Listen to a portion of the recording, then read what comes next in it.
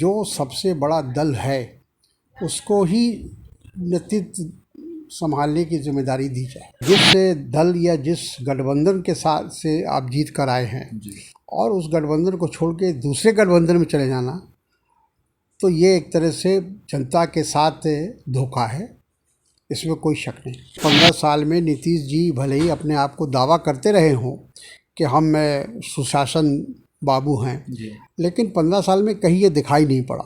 और आज तो कोरोना को लेकर, बाढ़ को लेकर और दूसरी समस्याओं को लेकर ऐसा लगता है कि बिहार सरकार कहीं दिख नहीं रही। नमस्कार, आप देख रहे हैं लाइव सिटी। मैं हूं आपके साथ सौरभ राज। क्या बिहार में विधानसभा चुनाव होने से पहले महागठबंधन एकजुट रहेगी और तेजस्वी यादव के नाम पे महागठबंधन के सभी घटक दल क्या उनके नेतृत्व के ऊपर मुहर लगा देगी? हमारे साथ है कांग्रेस के वरिष्ठ नेता तारिक अनवर जी। इनसे जानेंगे कि क्या तेजस्वी यादव को स्वीकार करना महागठबंधन के सभी दल के लिए मजबूरी थी? सर, जिस तरीके से शुरुआती समय में तेजस्वी यादव के अनुभव को लेकर के सवाल उठ रहे थे कि अभी 5 साल हुए हैं, 5 साल और इंतजार करना चाहिए, लेकिन अब लग रहा है कि तेजस्वी यादव के नेतृत्व को महागठबंधन के सभी घटक दल स्वीकार कर चुके हैं। देखिए, लोकतंत्र में सबसे पहले तो संख्या देखी जाती है जी। आरजेडी जो महागठबंधन है बिहार में जी, उसमें सबसे बड़ी पार्टी है और जाहिर है जो सबसे बड़ी पार्टी होगी, जो उसका नेता होगा जी, वही सही मानों में नेता होगा गठबंधन का भी। जी, कांग्रेस का स्टाइल हमेशा ये रहा है कि विधानसभा के चुनाव के बाद जी, कौन मुख्यमंत्री बनेगा इसका फैसला तो विधायक ही करेंगे। जब सब विधायक चुनकर आ जाएंगे अलग अलग दल के, अलग अलग पार्टी के, जी, तो वो बैठकर फैसला कर लेंगे, उसमें कहीं कोई विवाद नहीं होगा। लेकिन जैसा मैंने कहा कि लोकतंत्र में संख्या देखी जाती है, अगर संख्या आरजेडी के पास ज़्यादा होगी तो जाहिर है कि उनका मुख्यमंत्री बनेगा। और जहाँ तक अनुभव का सवाल है, तेजस्वी यादव डिप्टी मुख्यमंत्री रहे हैं, सीएम रहे हैं, अभी वो अपने विपक्षी दल के नेता हैं और 5 साल तो उनको हो ही गया विधानसभा में काम करते हुए।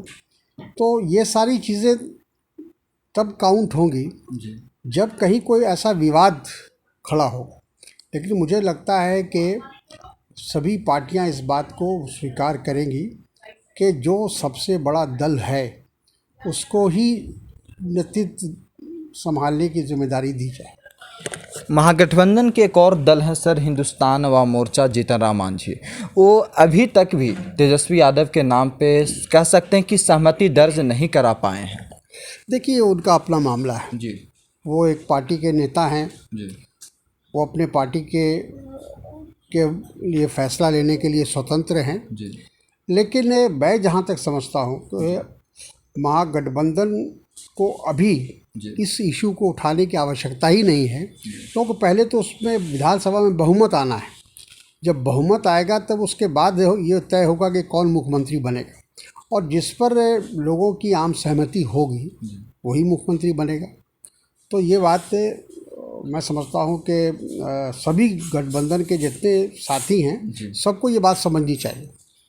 आज सर, जो आज 27 जुलाई है, आज ही के 4 साल पहले महागठबंधन से नीतीश कुमार निकले थे और आज तेजस्वी यादव ने कहा कि लोकतंत्र का चीरहरण आज 4 साल पहले नीतीश कुमार ने करके महागठबंधन से रिश्ता तोड़ा था। देखिए, ये तो बिल्कुल सही कहा उन्होंने जी, क्योंकि नीतीश कुमार जी चुनाव जीत कर आए थे महागठबंधन से जी, और महागठबंधन के साथ मिलकर वो चुनाव लड़े थे। लेकिन चुनाव के करीब 12-13 महीने के बाद ही उन्होंने पाली बदल ली जी, और वो सीधे बीजेपी की गोद में जाकर बैठ गए जी। तो ये बात तो बिल्कुल सही कि एक तरह से लोकतंत्र का ये मजाक भी है, हनन भी है जी, क्योंकि जिस दल या जिस गठबंधन के साथ से आप जीत कर आए हैं जी, और उस गठबंधन को छोड़ के दूसरे गठबंधन में चले जाना, तो ये एक तरह से जनता के साथ धोखा है, इसमें कोई शक नहीं। एक लास्ट प्रश्न है सर कि बिहार में कोरोना को लेकर के और बाढ़ दोनों विकराल रूप ले चुकी है और बिहार की स्थिति काफ़ी कह सकते हैं कि दयनीय है। क्या बिहार सरकार नीतीश कुमार के 15 साल की सुशासन की पोल खुल गई है? बिल्कुल। देखिए, 15 साल में कोई ऐसा काम जिससे ये कहा जाए कि बिहार का विकास हुआ हो, बिहार का औद्योगिकरण हुआ हो, बिहार में रोज़गार के अवसर खुले हों, स्वास्थ्य के क्षेत्र में हो और हर क्षेत्र में देख लिया जाए। अभी नीति आयोग की रिपोर्ट आई है। नीति आयोग ने कहा है कि बिहार लगभग सभी जो मापदंड है उस पैमाने से देखा जाए तो पिछली पंक्ति में है, आखिरी पायदान पर है। तो नीति आयोग जो केंद्र सरकार की एक एजेंसी है जो इस बात का आकलन करती है कि 1 साल में या 2 साल में राज्य सरकारों ने कैसा काम किया है, कितना विकास का कार्य किया है, उसका ये आकलन है।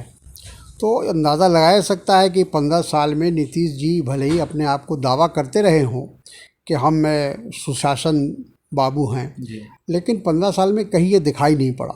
और आज तो कोरोना को लेकर, बाढ़ को लेकर और दूसरी समस्याओं को लेकर ऐसा लगता है कि बिहार सरकार कहीं दिख नहीं रही, कहीं नज़र नहीं आ रही है और लोग बहुत मायूस हैं। लोगों को लगता है कि बिहार की जनता के साथ एक प्रकार से गंदा मजाक किया गया।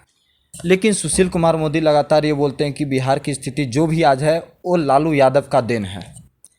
देखिए, मैं समझता हूँ कि सुशील मोदी हों या भारतीय जनता पार्टी के कोई भी नेता अगर 15 साल पहले की सरकार का वास्ता देते हैं तो मैं समझता हूँ कि प्रदेश के लोगों को मूर्ख बना रहे हो। चलिए, शुक्रिया सर, थैंक यू।